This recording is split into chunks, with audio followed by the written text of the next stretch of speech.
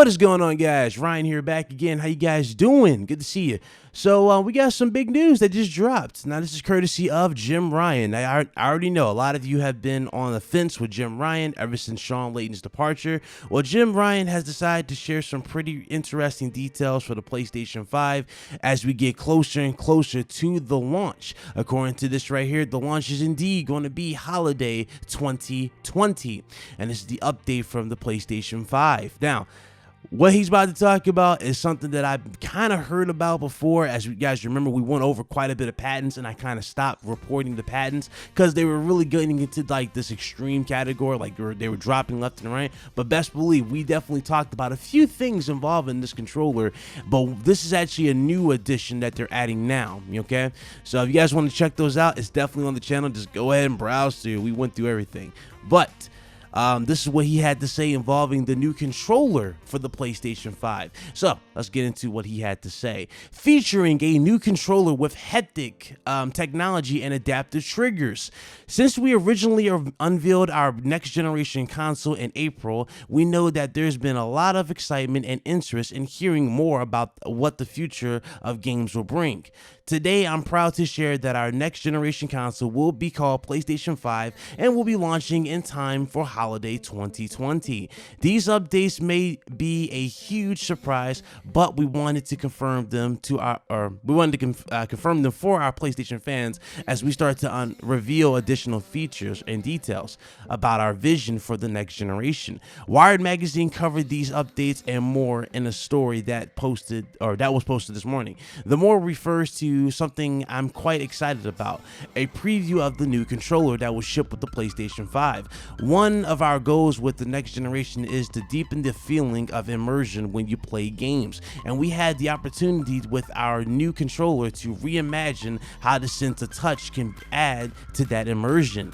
To that end, there are two key innovations with the PlayStation 5's new controller. First, we're adopting haptic feedback to replace the rumble technology found in controllers since the 5th generation of consoles. With haptics, you truly feel a better, broader range of feedback, so crashing into a wall in a car, feels much more different than making a tackle on a football field. You can even get a sense of variety of textures when running through fields of grass and plodding through mud.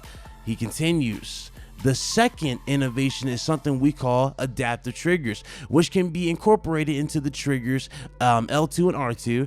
Developers can program the resistance of the triggers so that you can feel the tactile sensation of drawing a bow and arrow or accelerating an off-road vehicle through rocky terrain. The combination with the haptics, this can be produce a more powerful experience that better simulates various actions.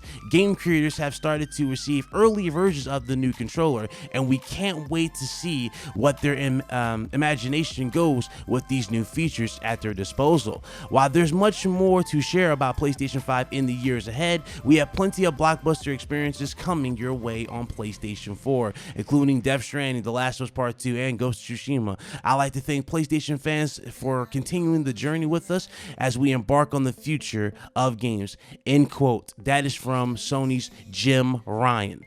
Ladies and gentlemen, this right here is some pretty dope information. I ain't gonna lie. So they're getting rid of Rumble. No longer using Rumble. They're using new technology. The new haptic feedback is going to give you a more broader detail in the video games as you play them. Like, for example, you guys see The Last of Us Part 2, right? I would not be surprised if PS5 has a day one update for this obviously it will work with PS5, but you know, I wouldn't be surprised if the game has a day one update when it works on it, where they take full advantage of this technology with the PS5, just to give you a full tech demo and showing you how exactly it works. So, for example, going through the grass, like Ellie was sneaking through there when she was crawling through it to get around the enemies, you can actually supposedly feel the textures of the grass, so you can feel like, you know, when you're going around trying to sneak, you can feel the footsteps. That's actually going to be dope for horror games. Can you guys imagine that? Where, like, they have new mechanics where you have to sneak around your enemy, and then like you hear the creaking of the floor and you can actually feel it in the controller, and all of a sudden the enemy hears that and starts coming around like, what's that noise? That is pretty damn cool. That's how you immerse somebody in the experience. And it's definitely showing that they're taking notes from VR. So I can see VR getting even better with this type of technology. As you guys already know, we get better and better with technology, especially Sony, when it comes to their headsets. There's already been reports and patents, and they already kind of pretty much confirmed they are indeed going to be making another VR headset. However, they did not leave nobody behind. The PlayStation 5 will indeed support the old gen VR headsets, but best believe you're going to get a much bigger upgrade on PlayStation 5. There's no talks of like how the controllers are going to be, but with this new technology that they're incorporating with the DualShock 5, it's very interesting to see how they do it with the actual VR heads, VR controls. You know, you guys remember a very, very long time ago on this channel, we talked about a new controller patent, right? It involved like this little device that slides on your hands. It uses cameras to track your fingers. You know, weird cameras, like a camera trick on your fingers, and it tracks your fingers. You know, the actual individual movements of your fingers. So I'm wondering if that will also play a factor into this new headset. There is a lot to talk about. Obviously, a lot to talk about. I'm very excited about this. This is really, really cool. And to end this video, because I got another one that's getting ready to drop for you guys. Yes, I told you, I got another one. Before I end this, a lot of you kind of were like torn between the PlayStation 5's dev kit design. Yes, I'm going back there for a second.